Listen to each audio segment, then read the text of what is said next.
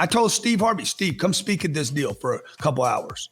I said, you're going to fly from Atlanta because I know you're at the Super Bowl. You're going to come down to Miami. I'm going to pay for the jet. I'm going to send you back for the game. He's like, what? Are you crazy, dude? You cannot do this on Super Bowl weekend. That's Grant Cardone, best-selling author, renowned speaker, CEO of 7 privately held companies, and real estate mogul. The reason we did that, and the reason it was so important for me to pull that off, is because everyone, I knew that weekend, you could hate my guts, like despise me, and you had to take your hat off to me. I'm Michael Mogul, founder and CEO of Crisp Video, the nation's #1 law firm growth company. I've built my business through practice, not theory. Crisp started with just $500 to my name and has grown to over 8 figures in revenue over the last few years, earning a spot on the Inc. 500 list of the fastest growing private companies in America. Our approach has been to take everything we've learned about generating massive growth within our own organization and help the country's most ambitious and committed law firm owners do the same for theirs. In each episode of this podcast, I sit down with innovative market leaders from the legal industry and beyond to learn from those who thrive in the face of adversity, challenge the status quo, and define what it means to be a true game changer. I sat down with Grant Cardone to talk about the 10X mindset, what it means to go big, and his conversation with UFC president Dana White. And I said, you know what's worse, Dana, than growing up in poverty? He's like, nothing. I'm like, no, growing up in the middle class and blowing it. That's coming up on the Game Changing Attorney podcast.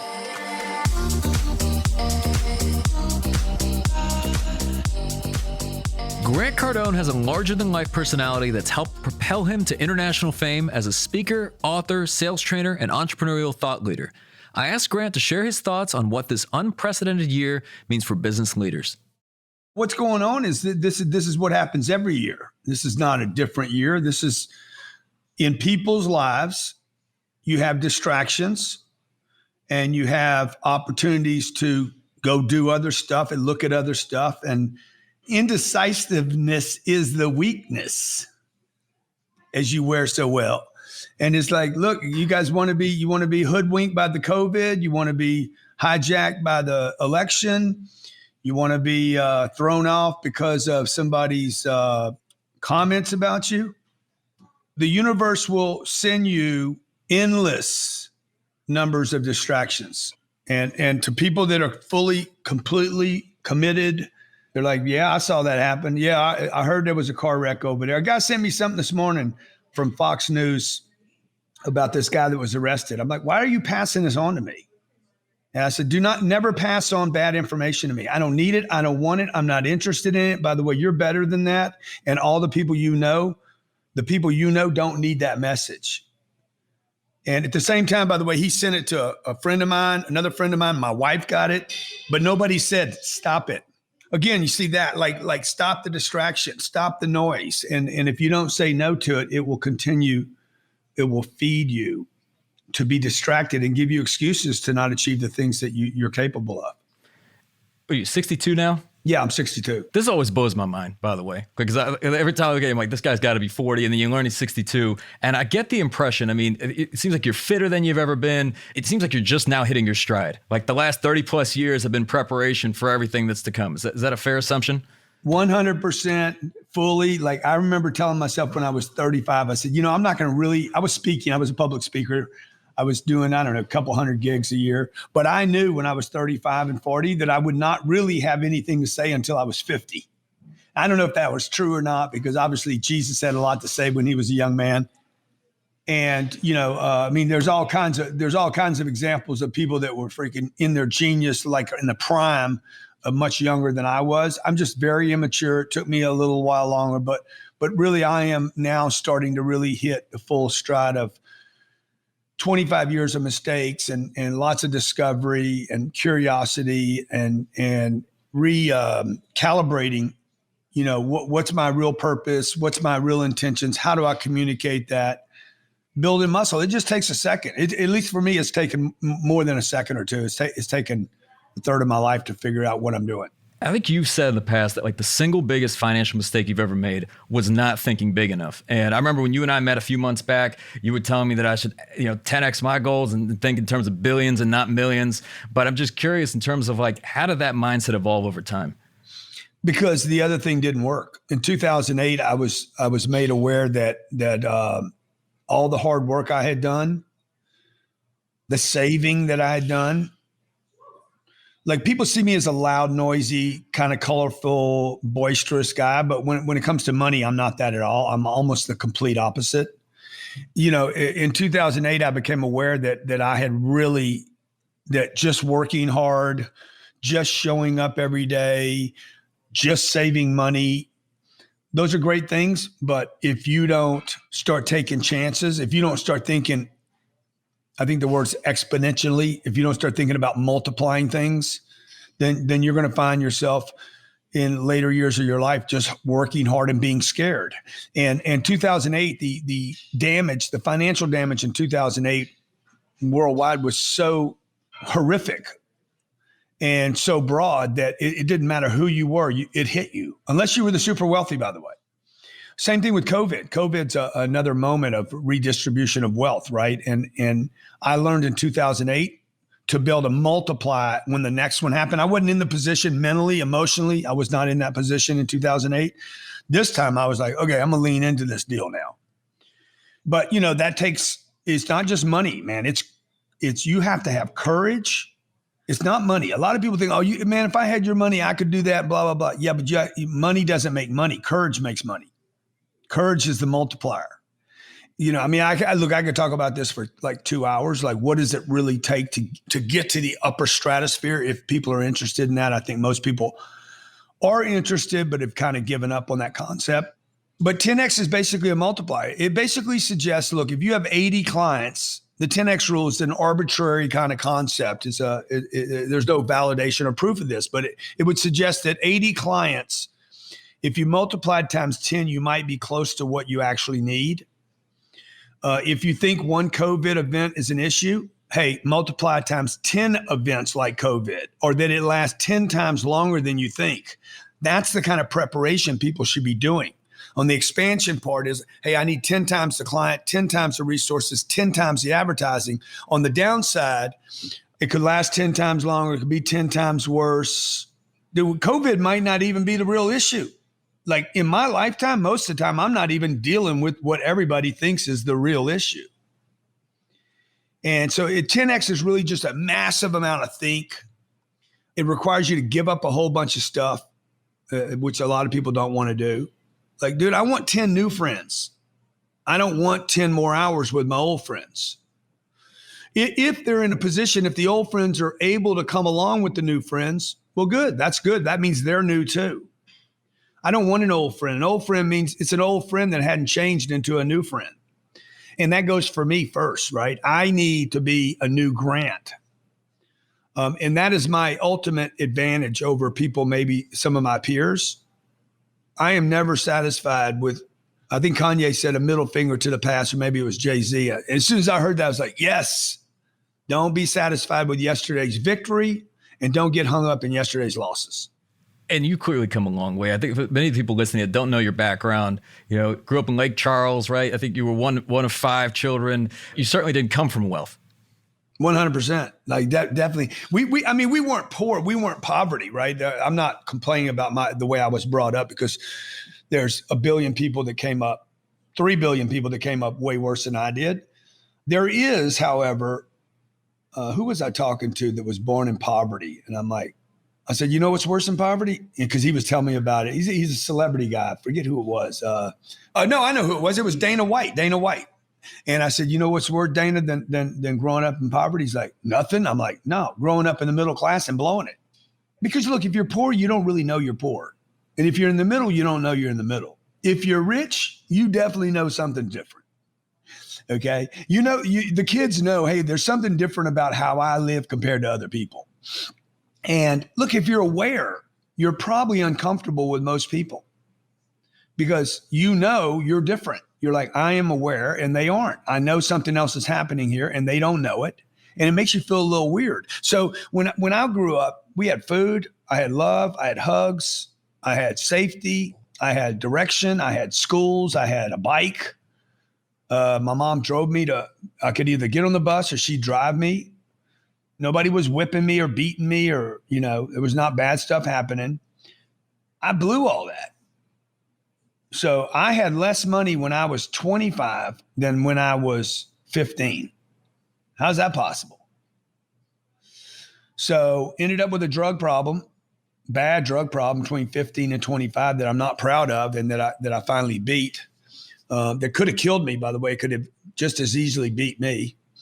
And from the age of 25 till today, I'm just grinding out, trying to figure out every day, doing something new, man. Like, I don't have it figured out. I know I don't have it figured out, but I'm in a pretty good place to like, okay, I know some things that are working. And, you know, back to the 10X rule, I double down on that stuff now. And I go hard, really hard on a handful of things rather than try to be great at 100 things. So I'm curious. I mean, I think now, today, you're a catalyst to a lot of people, you know, in terms of them thinking bigger, in terms of them transforming their lives. What was that catalyst event for you? You know, I've been asked this a lot. I think it's like a lot. There's a lot. There's not a moment. There wasn't a thing. For a fire to burn, everybody's like, who started the fire? Dude, somebody who kept it going. You know, I think the better question is, how do you keep the fire burning? Because everybody's got the spark. Everybody's got the spark. It's like, how'd you put it out? How'd you put it out? Who put it out?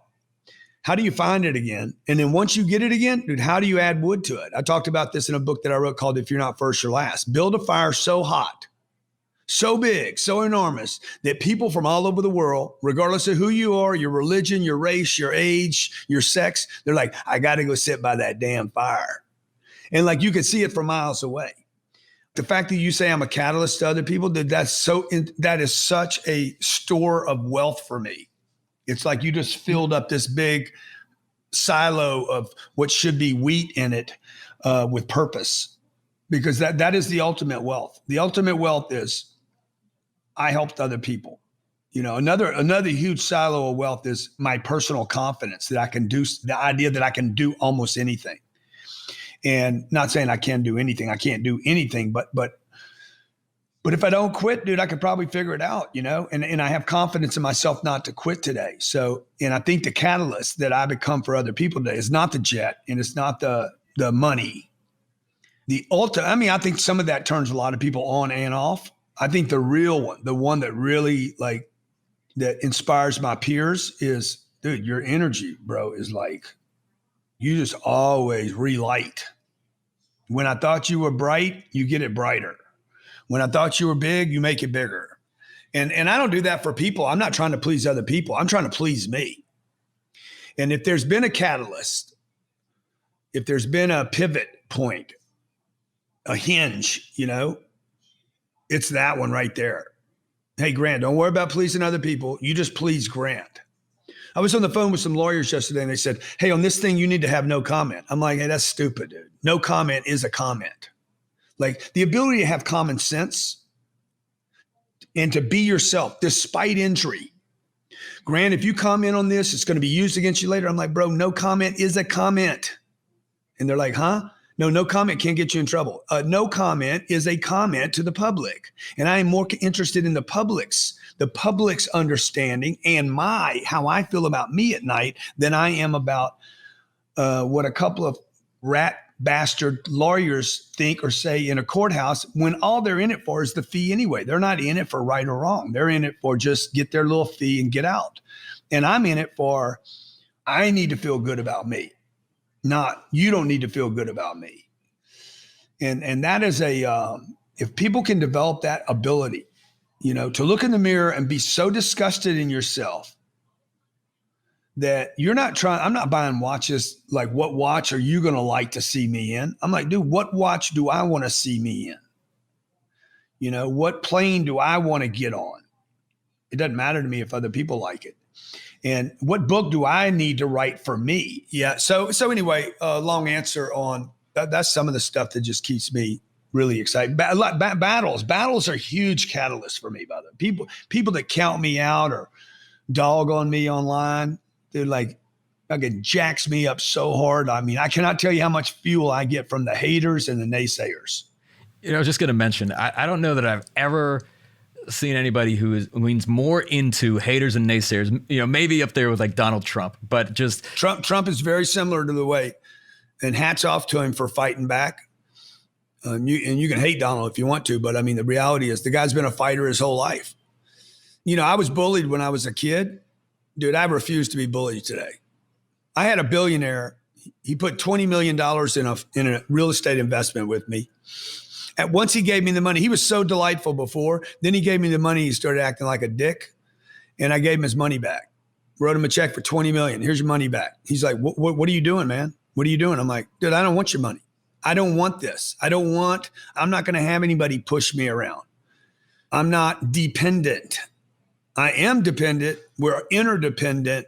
I'd love to do something with you, but I found out I can't because I'm not built to take your bullshit.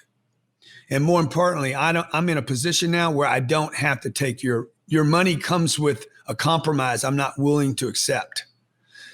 And everybody needs to hear this. I am willing to compromise. Like I'm willing to eat EMD, baby. I'm willing to eat. I'll do. Everybody's got to get on a knee once in a while. From time to time, you got to do what you got to do to get something done. I just don't want to do it every day. And I want to be able to pick where I eat. I think that approach is actually what's inspiring to a lot of people. I mean, so you talk about like the 10X movement and you see this evolve. It's almost like you're almost seeing like a magic trick. Like when David Blaine does anything, people are tuning in. And I remember a few years ago when you guys were packing out this Marlins Park, and there was like 35,000 people on Super Bowl weekend. And I wonder, it's like some people were watching that they were just so impressed that you were able to do that. And I imagine like there was a wrong decision for so many reasons, and also right, I'm sure. But you have this amazing way of almost like willing things into existence. Thank you, man. Like that deal. Who does that? That's when you shut up everybody. Okay. There's some things you do. Some things, look, I am very financially motivated. I've never denied it. I say it probably one time a day. Extremely financially motivated. I love the idea of measuring things based on financial windfalls. When we did the Miami Marlins Stadium, it had nothing to do with money. It was 34,000 people. They're like, dude, that's a lot of damn people. How you going to do that? Nobody thought about it. Damn, he going to make a bunch of money. People actually did not think about how much money I was going to make at the deal. They're thinking, the fuck, how's he going to do that? How the hell you put 34,000? Marlins Stadium has never, ever had 34,000 people in it. Maybe not in an entire baseball season. So Derek Jeter, when I told the owner I was going to do this, he was like, the story goes like this. I said, I walked in, I see the place. I said, Derek, how many people, what's the most people have ever been here? 26,000. Who did that? Joel Osteen. I said, fuck it then. How many people, every seat in the house? 26,000. I said, good. How many on the field? He's like, another 6,000 or 7,000. He's like, we never loaded up the field. I said, bro, that field is bigger than, 11 players, 10 players, whatever, 9 players, whatever. I'm like, I want the whole place. I'm going to put 34,000 people in this place. We put 35,000 people in there. He's like, what weekend you want it? I said, just give me a price. I know it's available the weekend I want it. And he's like, but what weekend? I said, just give me a price. I said, I guarantee you it's available the weekend I want it. And then I told him Super Bowl weekend. He's like, what are you, crazy? I told Steve Harvey, Steve, come speak at this deal for a couple hours. When is it, Grant? I said, you available? I said, you're going to fly from Atlanta because I know you're at the Super Bowl. You're going to come down to Miami. I'm going to pay for the jet. I'm going to send you back for the game. He's like, what?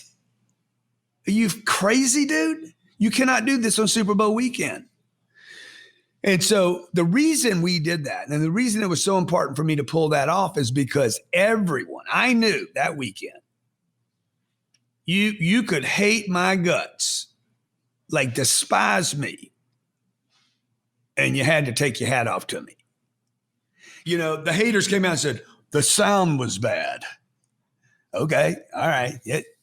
But every seat was packed. So, some things you do because it might not have a financial return, but trust me, it made it easier to sell out every event we did after that. And look, that also was one of those things that builds confidence. There's a savings account I have. I don't keep it at Wells Fargo. I keep it at Cardone, Argo. I keep it over at the Cardone Capital account. Okay. And that is self-confidence is the biggest account I have. Like, what can I do today to make another deposit in my self-confidence account? And to me, that account is more real than the money over at Wells Fargo. Because if I have enough self-confidence, dude, money will not be the issue. And even now, I mean, I remember asking you this a few months back in the sense that with over $1 billion of assets under management, you've got 7 companies. Clearly, it's not primarily about money anymore. I mean, you don't really have to do any of the things that you're doing. And yet so much time and energy you spend like helping other people, inspiring other people, where it's interesting. You mentioned in one breath that you're financially driven, but on the other hand, so much of what you do is really not for financial gain. I mean, I would love to give everybody a political answer here and just say, oh, yeah, I'm just so like, I just want to be the nicest guy in the world and help everybody. Yeah, I do, man. But I also know that when you meet enough people, there's going to be finances that come with it. I probably don't even need to say that anymore because people are like, okay, I get it. I probably should, if I wanted to be liked more, I would just quit talking about money as much. As I'm sitting here thinking about it, I'm like, the appropriate thing to say right now is I want to help people. And I do. By the way, if you gave me 10 billion tomorrow, there was nothing I would quit doing that I'm doing right now. I could help more people though. I could help more people. And I would tell everybody, I just scored 10 billion. And I would tell everybody how I figured out how not to pay taxes on it too. And I would do everything I could to teach people how I actually did it so they could actually go do it.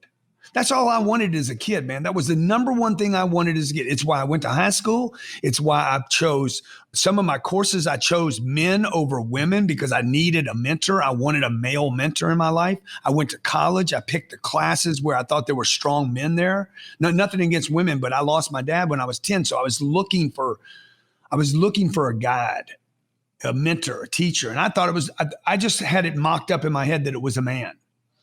I'm not saying it was, or that it was restricted to that, right? And money was one of the things I could measure. I mean, I went to treatment center when I was 25 years old. I came out of the treatment center. The only thing I could measure after that was, can I make some money? There was nothing else for me to manage. Like I didn't have anything else to do every day. So you're 25 years old. I'm single. My girlfriend was a drug addict, so I couldn't get with her. All my friends were drug addicts or drug dealers. I didn't want to be with them. I had a job I hated. What else am I going to do every day? I wasn't working out. I was 25. I was in decent shape. Okay, I'm going to go sell cars. I'm going to make some money. I'm going to go sell cars, make some money. I'm going to go sell something, make some money. I'm going to learn a little something. And then I'm going to help other people. That's the only thing I did every day. Every day I woke up in the morning. I'm like, I'm going to go sell a car today or 2 cars or 3. I'm going to go to meetings to keep myself from going back on drugs.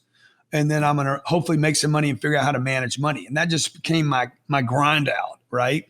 But in the meantime, what I did on my off time was help people. And the more I help people learn how to stay sober, stay clean, or to help the other salespeople get better at selling cars, the more I did of that, I got better. And I got more confidence. And so I've stayed with that, 37 years now. We had 200,000 people in a live stream yesterday. I'm doing this for 10 days for free. I found 10 days in my calendar.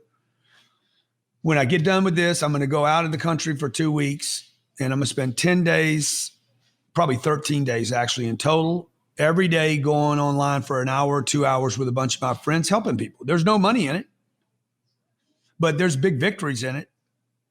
And I'll meet some awesome people because of it. But all that being said, dude, I'm buying a deal. I'm buying a piece of real estate right now for $165 million. That's over 1/8 of $1 billion. It's a big number. It's a massive number. It's a Goldman Sachs, JP Morgan purchase. It's big. It's bank big. That thing takes money and it needs to make money.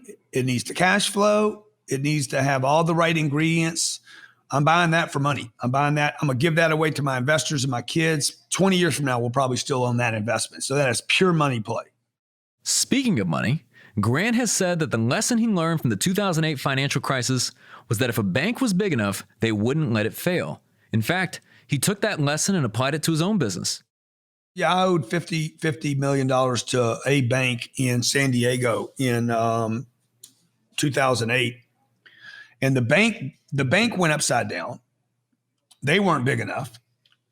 The federal government actually paid another group $500 million to take over this bank.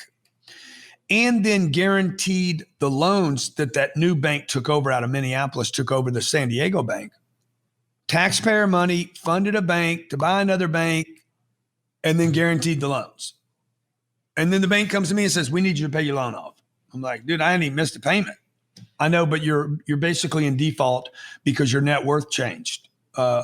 Everybody's net worth changed. Okay. Like it's 2008, bro. Like if you were worth $1, you were worth 50 cents now. And, dude, they started pushing me around. Making demands, freaked me out. I mean, I lost my mind. I had no clue how to handle this. They don't teach you this in school. They're threatening me with lawsuits. Man, I'm starting to spend 30 and 40 grand a month on legal bills. I'm like, oh my God, I don't know what I'm talking about. I got, my attorneys it feels like they're against me as much as the other side is. It's just stupid. And I told my wife, I said, this will never happen to us again. And a guy said to me, he's like, yeah, dude, never borrow money, man. See if you didn't owe any money. I said, no, bro. No, you got it wrong. I need to owe more money. I said, the next time this shit happens, I'm going to owe them $1 billion. They're going to call me and say, when can we come visit? True story. When COVID happened, okay, Fannie Mae, Freddie Mac, Teachers Credit Union, and a couple of other banks called me up that week. When can we come down to Miami and visit? Because we owe $1.1 billion now. Like we're partners now. We're not adversaries. Because they know I can't come up with 1.1 billion. Like it's just not real. So now you understand the difference. And this is what we're never taught, man. Get so big that you, by the natural laws of the universe, you basically acquire partners that are more powerful than you are. And that everybody's in it now for survival. And you're not on it, you're not going solo. Small is solo, bro. This is when the COVID happened. The first piece of advice I gave everybody: do not go through a crisis alone. Get on a team right now. If you ever needed a mentor, get one right now. If you don't like the way the economy's going, do not try to do these emergencies by yourself. Okay, get a strong partner that's been through them before, that can guide you, mentor you, lead you, and make sure you're expanding through it. Otherwise, you're going to shrink and get smaller. Hey, Grant, I think many see you oftentimes as almost like a contrarian. There's what is commonly believed, and then oftentimes you say it almost in the complete opposite way. Like cash is king. Nope. Cash flow is king. And it's about so many different concepts. It's almost as if like you dissect things that you see in the world, and then you look at it and say, well, that traditional model doesn't really work, right? So I'm just curious as to how you go about that process. Yeah. So you're very observant, by the way. You do a great podcast. I know how hard it is to do these interviews, dude. You make it look so easy. Like it's amazing. Like I wish I could do what you do. Hardest thing for me to do in the world is to do an interview like this, to do your part. Me answering questions is easy. It's when I start asking people questions. So I am a student of observation. When something doesn't work for me, I'm like, okay, well, maybe I did it wrong. Then I do it again. It goes wrong again. Then I'm like, okay, maybe something happened here. And I'm always going to be the responsible one. I did it wrong. And I'm like, shit, if I never get this right, something's wrong with the formula. Because I ain't stupid. I can't always be the problem. I'm willing to be responsible, but maybe I got a wrong piece of data. Saving money is one of them. Dude, saving money is stupid. It is ridiculous. The only thing that ever happens to people that save money is they end up losing it. It ends up getting lost. It ends up getting stolen. It ends up getting burnt, or it ends up going down in value. But it's never going to get bigger. You save money at the bank, it ain't getting bigger, period. Who does that benefit? We've all been told, save your money, save your money, save your money. Who does that really benefit? I remember I read the Blackjack book, How to Play Blackjack, right? I knew that book. I knew every card to hit. And then I realized everybody at the table had read the same damn book. Everybody's staying on 16s. Then this Chinese dude comes in, and this freaking guy's banging 16s against 9s, or 16s against 7s, 6s and 5s and 4s. Everything he shouldn't do, he's doing. He's splitting 10s, and he's making all the money. He was the only one not playing by the book. And so I just think that there's everybody should buy a house. Maybe not. Maybe not. Okay. Because the wealthy guys never talk about the house they bought. Warren Buffett owns one house. So I got a lot of those little things that I have just observed in my own life. They're just not true, man. Period. Like, and anybody can fight me on it as much as they want. You're never going to get rich buying a house. Never. It's never going to happen. It's never happened on the planet. You're never going to get successful on your own. You're not going alone. Jesus didn't go alone. Alexander the Great didn't go alone. Martin Luther King had a team. You're not going any place by yourself. So all this, I'm going to go smaller. Smaller is better. Smaller ain't bigger. By the way, go big or go bigger. Bigger. Don't go home. Don't go home. How many of us say that? Oh, go home. No, what the fuck? Why you want to go home? Ain't nothing at home. There's nothing in your closet. What, are you going to come out? Yeah, dude. So people need to observe. They need to study the people that are winning and watch what they do, not what they say. I want to loop back to something you mentioned at the very start, and it's about keeping the fire burning, because it seems like with everything you've been doing with fitness, I mean, 62 years old, you look in phenomenal shape. You've got the six pack, everything like that, everything with your health. Are you gearing up for something? I mean, I'll talk to Billy and he's like a 3.5 pack, maybe. Is there something that you are gearing up for? I mean, presidential run, something big that you want to make sure that you are in prime shape for? I just want to be in good shape. I mean, I want say to no be in good comment. shape. I want to take care of my body, and so it doesn't hurt. You know, look, if you don't pay attention to it, it's going to hurt. If you abandon anything in your life, whether it's your finances, your marriage, your house, your car, or your body, it's going to abandon you. And so, am I ramping? That different question is, am I ramping up for something? Of course I am. Dude, I'm always going to do something new. And then we all give advice. I think nowadays there's no shortage of advice being out there, given there's no shortage of things you can consume. But I'm curious from your standpoint, what's been the worst piece of advice you've ever received? Worst piece of advice is stay in your lane. Stay in your lane. Dude, there's a fucking super highway out there, bro. Like, I'm trying to get someplace. I'll use the ditch if I got to. I'll jump the curb if it's good for us. So I ain't staying in my lane. You know, I've gotten so much bad advice, man. It's been unbelievable. I've gotten more bad advice than I've gotten good advice. And I'll just end with this. If people could just strip away all the bad advice they've been given in life, strip that away, you'll be left with the truth. And if you're not winning in life, it is because you are disconnected from the truth. If you're not winning in finances and anywhere in your life, there is something that is false on the line. Otherwise, you'd be doing great. And Grant, as we come to a close, this being the Game Changing Attorney podcast, you're certainly a game changer, but what does being a game changer mean to you? You know, I don't think about that a lot. I'm not trying to change things for other people. I'm really trying to change the conditions for myself. And depends on where I've been in my life. Is like, you know, in the beginning it was I just need a little more money. And then it was like, oh, okay, I need money to invest in a piece of real estate. And then I don't have any money again. I got to go get some money again. Like, I'm just trying to change my game so that I'm still excited about waking up tomorrow and playing the game. I want to give a huge thank you to Grant Cardone for taking the time to speak with us today. You know, what particularly resonated for me was when Grant mentioned that you've got to get out there, observe, and watch the people who are winning, especially their actions, not just their words. And that money doesn't make money. Courage makes money. You've been listening to the Game Changing Attorney podcast with me, Michael Mogul. If you enjoyed this episode, I'd really appreciate it if you could share the podcast with at least one other ambitious law firm owner who you believe would benefit. And you know what? Maybe more than one. For more information on our interview with Grant Cardone, see the show notes for this episode in your podcast app or visit GameChangingAttorney.com.